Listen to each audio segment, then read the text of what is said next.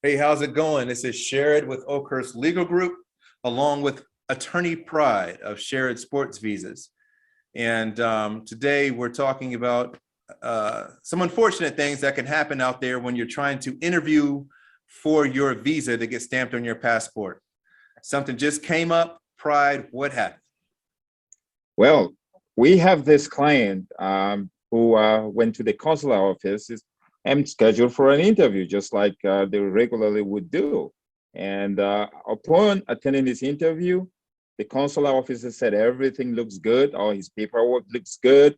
And then they told him a day after that, they sent an email that, all right, we're going to have to administratively review your file, and then we'll get back to you. And it might take a couple of weeks, maybe months.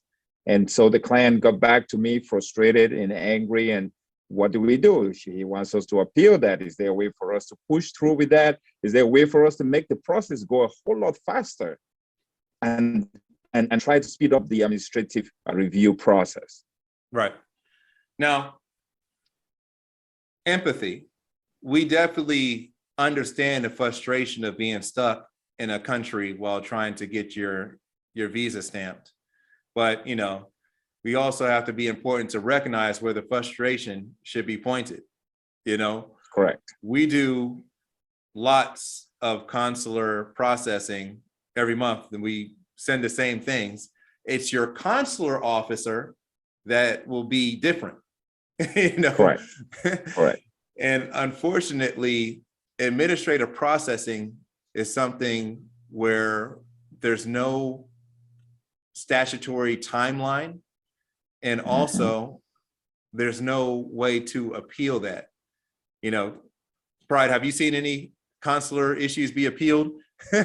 No, none. It wouldn't go anywhere. The consular officers have a lot of discretion. There's a whole lot that the law provides for them that is within their discretion. And so however way they make a decision using their discretion, we cannot appeal that. Right. Yeah, there's absolutely no way to appeal consular decisions. They consider it a privilege to obtain entry into the United States. And remember, this is different from your petition approval. So you can get approved for a P1 or O1, but if you're not in the United States, you still have to be admitted through a visa interview.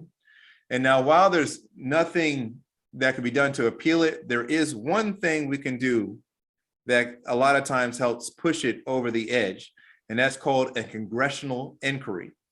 And if clients want to, and of course, you know, there's a fee associated for the time in doing this, is that we can liaise with either the state, the federal representative, US representative, or the federal senator in the state that is related to the petition. So usually it'll be the place where the petitioner is located.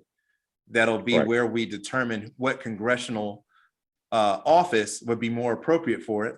But basically, we start talking to them, we do some special paperwork, explain the situation, what's going on, and have them call the consulate directly on your behalf, asking to know what's going on and if there's a timeline on it and things like that. Now, they can't tell them to push the button and make it go, but they can say, like, I have my eyes on you, I'm paying attention to it. Please help my constituent, you know? Correct. Absolutely. And most often than not, it helps, but there are no guarantees with that. Right. So they don't have to do anything with that congressional inquiry, but in practice, you see that needle move most of the time. So If you get stuck in administrative processing and you don't know what to do, you either have two options. Well, three options. You can either wait and do nothing. Two, you can ask to get your passport back and try again another day. Or three, wait and do a congressional inquiry to see if that pushes it over the needle. But we hate administrative processing, but it happens out there. Absolutely. Now, let me ask you this. We sometimes have some clients that actually go to other countries just to visa process. Now, if they are put under administrative review, are they able to withdraw their passport, go back to their home country, and then send the passport over so they're not waiting in that foreign country until the review is done? Yeah. So in most cases, if you ask the consulate, can I have my passport back? they will give it to you. And then you can say, I will return the passport when you say that everything is fine and ready to go. And that's one thing to know, like at your interview, is always let your attorney know if they took the passport, if they didn't. Because if they took the passport, usually that's a good sign that everything is going to go well. If they didn't take the passport, that's more of a sign that you might have an upward hill to climb. But, you know, we've still have the good results when people have taken the passport. It's just that lets you know that it's about to be some stuff that's going to take a little bit. You know what I mean? If they don't have the passport, but if they do have the passport, you can always go ask for it to get it back and go pick it up. But you try to always tell them like, hey, I don't want to stop my processing. I just need my passport. I will bring it back with a document drop. And usually that's just fine. And that's something to keep in mind if you're in some places that don't have consulates open, like Russia. They know Russians are going to be all over the place. They know Iranians have to be all over the place, and like other countries that might have conflict, like Syria. Those countries, you can expect that they just have to do their visa interviews in somewhere other than their country, and some of these extra screenings might happen as they try to ascertain who's dangerous and like who's not, according to them. We wish they were better at it, but that's just the world we live in right now. Absolutely. And we're here to help any way we can.